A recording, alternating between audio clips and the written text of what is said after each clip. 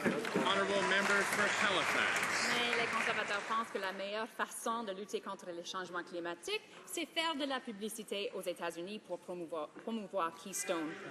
Avec les mesures annoncées lundi, les Américains vont atteindre la cible de réduction de 17 fixée à Copenhagen. Au Canada, avec l'approche des conservateurs, on n'atteindra pas la moitié de l'objectif fixé pour 2020.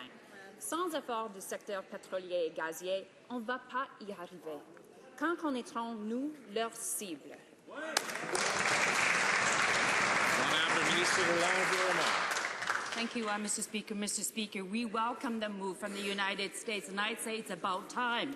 In Canada, 10% of electricity generations come from coal. In the United States, it's 37%. More than 60% of electricity generation is renewable in Canada. In the United States, it's just 12%. The statistics speaks for themselves, Mr. Speaker. The honourable member for Halifax.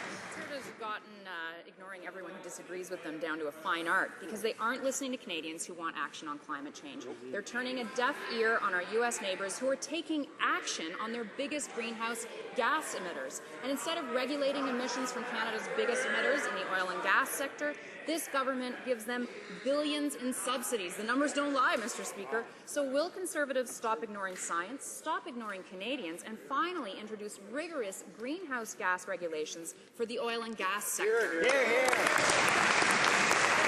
Honourable Minister of the Environment. Thank you, Mr. Speaker. Mr. Speaker, building on our record, we will continue to work with the United States on reducing greenhouse gas emissions for the oil and gas sector. Our country should be taking action together, not alone. This is why we welcome the move from the United States 2 days ago on greenhouse gas emission. Again, this is consistent with what we are already doing by aligning with the United States on greenhouse gas emission regulations in the transportation sector. For example, 2025 passenger vehicles and light trucks will emit about half as many greenhouse gas in Canada compared to the 2008 model. Thank you, Mr. Speaker.